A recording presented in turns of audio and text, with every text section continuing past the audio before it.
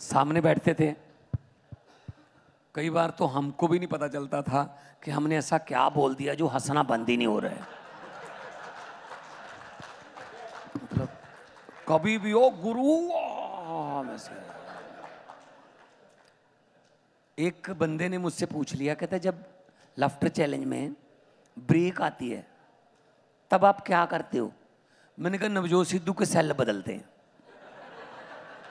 क्योंकि वो इतना जोर से हंसता है, वो सेल बैटरी खत्म हो जाती है जल्दी, फिर उनके सेल चेंज कर देते हैं हम। तो सिद्धू साहब ने लाफ्टर चैलेंज में मेरे जज थे।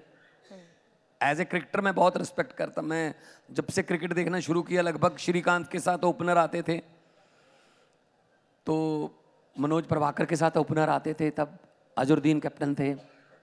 मैं बहुत स्पोर्ट्स लवर हूँ, बड़ा रिस्पेक्ट करता हूँ। बाद में राजनीति में आ गए वो, मैं भी राजनीति में आ गया। उनकी अलग पार्टी है, एक नहीं उनकी अलग पार्टियां हो गई।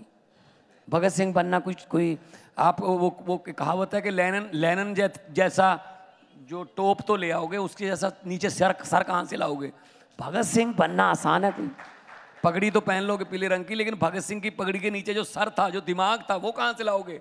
हम तो उनके पाँव की धूल के तिनके भी नहीं है उनके। हमने कब कहा कि हम भगत सिंह के, हाँ उनके जैसी सोच तो रख सकते हैं।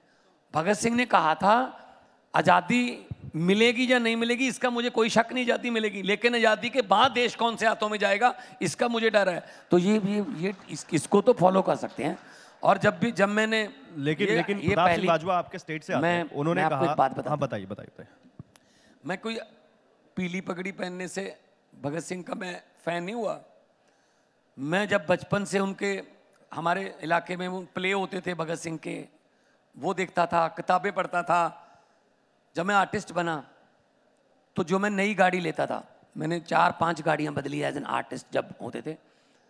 जब भी मैं गाड़ी लेता था, आमतौर पे हम गाड़ी लेते हैं शोरूम से सीधा मंदिर या गुरुद्वारा में ले गया, मैं गाड़ी चाहे 4 बजे मिले मुझे, चाहे रात के 5 बजे, रात के 10 बजे मिले, मैं गाड़ी शोरूम से निकालता था, सीधा खटखड़ कलां भगत सिंह के गांव में माथा टेकता था। ये किसी को पता नहीं है।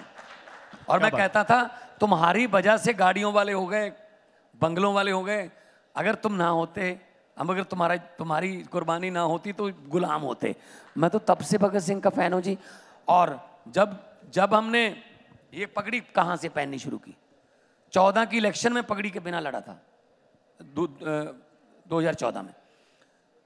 जब मैं जीत गया तो मुझे सर्टिफिकेट मिला एमपी का।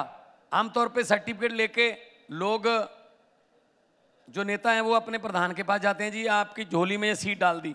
मैं खटखड़ कलां गया भगत सिंह के गांव में, मैंने उसके पाँव में वो रख दिया जो सर्टिफिकेट था, और कहा कि ऐसे लाख सर्टिफिकेट पे तू लात नहीं मारता, कुछ नहीं है ये औकात एमपी की, लेकिन मैं वहीं पे जा रहा हूं जहां तुम एक आवाज देने वाला एक बम फेंक कर उनके कान खोलने थे अंग्रेजों के।